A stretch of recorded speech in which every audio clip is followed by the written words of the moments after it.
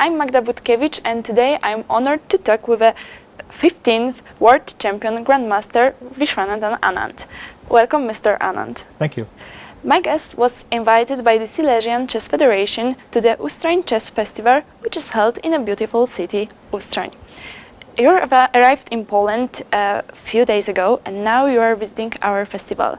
What's your impressions about our country, Ustroń, and the festival? I have had the opportunity to visit Poland on 4 prior occasions, but this is my first time in Silesia. So I spent an afternoon in Katowice, then I came to Ustron, and the obvious thing that strikes you is simply the natural beauty. It's and we were fortunate that we arrived by helicopter, so we had a wonderful view of everything. And I had already heard of the Ustron Chess Festival. I think quite a few Indians participate here, and on top of that, it is becoming a major a major chess event in Poland. So it was a pleasure to be here to inaugurate make the ceremonial first move in a couple of groups, and I think we can say that the town, the welcome was very, very warm. Everybody is very friendly, and on top of that, you can see the clear tourist potential here. So it's the best kind of festival where a whole family can come, and the ones who play chess can play chess, but the rest of the family can have fun as well. And very positive impressions of Ustron. We'll go on to the closing ceremony now. Yeah, as you could have noticed, our festival includes a lot of different groups, divided by the ratings or the age. The number of players shows that the tournament is very popular and really connects the generations. Do you think that events like World and European Blitz and Rapid Championships, and also Superbet Rapid and Blitz tournament that have been held in Poland have influence on the popularity of the game of the chess in Poland? Very much so. I think the thing about having big events, global events, with all the best players playing, is that they give an opportunity for the fans to see it up close, and usually that will be a motivating factor, an inspiration. So I'm sure there were many youngsters who may one day go on to play chess and then remember that they were given that little motivation by these tournaments. Both tournaments were organized very successfully. The World Rapid Blitz obviously at very short notice, and the Superbet Warsaw Grand Chess Tour event was also extremely good. I played in that one. Yeah. And you can see that chess is on the march in Poland. Obviously, you have Jan Krzysztof Duda and Wojtaszek, but also particularly noteworthy, and we found this in Chennai in the Olympiad now, is the women. The women, you have a very, very strong women's team, and with a lot of very promising players like Olivia. And it's nice because this is something other countries are trying to do, and it's working here. Yeah.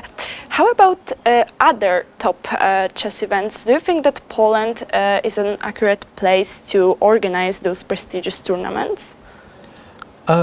Yes, in general, when a sport becomes more popular and you have a national figure who's drawing attention, it's the best moment to organize big events. I hope there will be a variety of events in Poland, because there's a natural, I don't know, maybe the word is connection with chess. Yeah. Even if you don't play it yourself, people are conscious of what the game is, and it has a place in broad culture. And then if you have very good corporates who you can work together with to organize big events, then Poland, I think, is a perfect venue. Yeah, it's so good to hear that.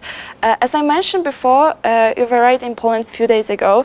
Before you came to Ustron, you had a meeting with Marcin Krupa, who is a mayor of the best pro-chess cities of this part of Europe, Katowice. Do you think, as a FIDE deputy president, that this city may host the top FIDE events? I believe that if they put a good bid, they have very, very good chances in Katowice. I had the chance to see the Sport Tech and the convention center, and it's got the capacity, it's got all the facilities you need to organize even the biggest chess tournaments. So, having inspected it personally, I can vouch that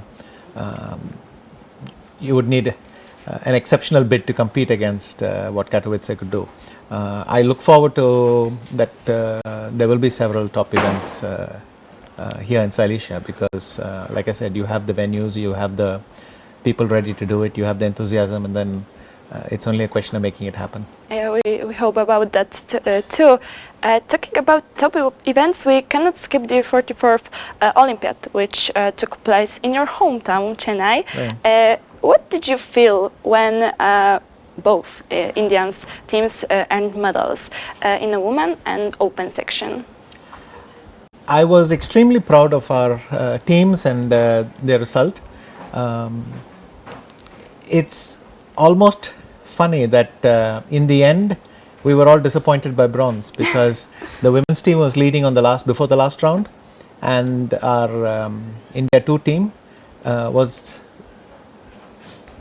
about to win take the lead and keep it before the last round as well, and both of them had it had a very disappointing turn of events, and suddenly they had to be content with bronze. But of course, 2 bronzes plus 7 individual medals is a phenomenal accomplishment, and we're very proud. Also, we're very proud that we could organize my home city was able to organize this massive event in just 3 months. So, and to all accounts, just a very popular and very high quality event. So, I'm very proud of that. Yeah, that's a huge success of India. Olympiad has shown that India has so many prodigies. What is the key factor to have so many incredibly young players such Gukesh or Pragnananda? Have you got any special system or method that helps those youngsters becoming better and better? I would say that we have a good structure of chess fans, chess clubs, enthusiasts. We have excellent chess academies, strong grandmasters who share the secrets of the game and all that. But you need a little bit of luck as well. I would almost describe it as a golden generation. Okay. That we have so many at the same time, all of them under the age of 19. All of them under the age of 19, and they're all in the top 100. Some are breaking into the top 20, top 30. It's a very fortunate confluence of events, and you need a little bit of luck as well that it all happens at the same time. I mean, the other elements we had for a long time, but now it's very exciting from an Indian perspective. Do you think that there's some kind of rivalization between those young players to keep motivating themselves? Or they're just trying to motivate and also working together to go. They all have the one goal, right? To be the best. Absolutely, they are quite friendly with each other and they work together. But you cannot miss that they're all looking over their shoulder. So they feel the rivalry and they want to be the best. And it's very good that we have such a strong group because nobody will rest. Nobody will say, well, I can take a few months off, because they feel that they have to keep on improving, and they're very motivated. They're very motivated, very dedicated. In fact, I have an academy called the Viswanathan Anand Academy, where I work with basically 6 of the team members, 5 of the boys and one girl, and on top of that I informally interact with many of the others as well. So I was able to interact with a lot of them, and I'm very happy that it turned out well for them. Yeah, it must be increasing the level of chess in India, of course. Let's stay in this success section. How your tremendous success of becoming the world champion has influenced on chess in India? I believe the main contribution was that it kept chess in the news for essentially 3.5 decades. Since I became the world junior champion, chess first made it to the sport pages regularly, and people started following it, and it always helps if you have someone there doing it. Then more kids want to try it, their parents want their kids to try it, and this virtuous circle starts. So probably the biggest contribution I made was simply inspiring, motivating youngsters to take to the game, and putting chess a little bit in the spotlight, and that helps a lot. Probably you will have a similar effect in Poland over the next decade, let's say, but that was, I think, what I did. We hope about that, of course. Could you compare or describe the popularity of chess in India to the other sports, or how is actually possible that chess are as popular as are? Well, first of all, in many parts of the country, chess is an important cultural aspect. You know, it's a cultural thing. We've had movies about chess. It used to be played once upon a time in high society, Maharajas and you know, it stayed in the public eye. And now that people see that it's a sport, that it's a young sport, and they want to take part, you know, the parents support them. Everything works together.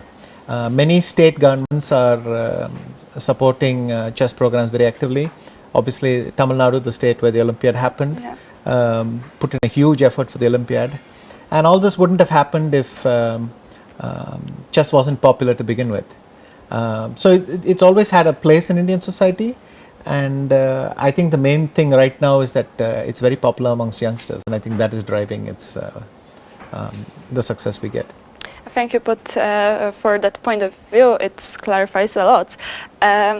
As our special guest, you've also gave a simul to the players. How difficult it was to face this amount of players, and how do you enjoy it? I would say that more and more I find these simuls quite tough. The youngsters defend much better than before, and the general level is quite high, as it was yesterday. There were at least 3 youngsters that I drew with, and against one girl I was quite lucky to win. It should also have been a draw at best, and there were a couple more draws and one defeat. So overall positive score, but of course it shows that these people take chess quite seriously. Yeah. And now my last question. Last time where you've been in Poland, you've been playing in a Superbet Rapid and Blitz tournament, and you've been doing so well.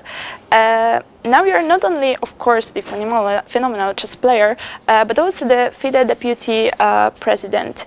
Do you want to combine your career as a chess player with being a FIDE deputy president, or would you like to focus on your new duties? I would very much like to combine the two. I would like to keep playing chess, roughly the schedule I keep now, which is to play a few times a year. I enjoy that. I don't want to give it up, but at the same time I think that leaves me enough time to do my duties as FIDE deputy president as well. And hopefully the two things will combine nicely, where if you keep actively playing chess, you can bring that perspective to the federation, and then you can bring back the perspective of the federation to the players, and hopefully it serves as a bridge. I understand that. Can I ask you for the plans for the next tournament that you will be playing in?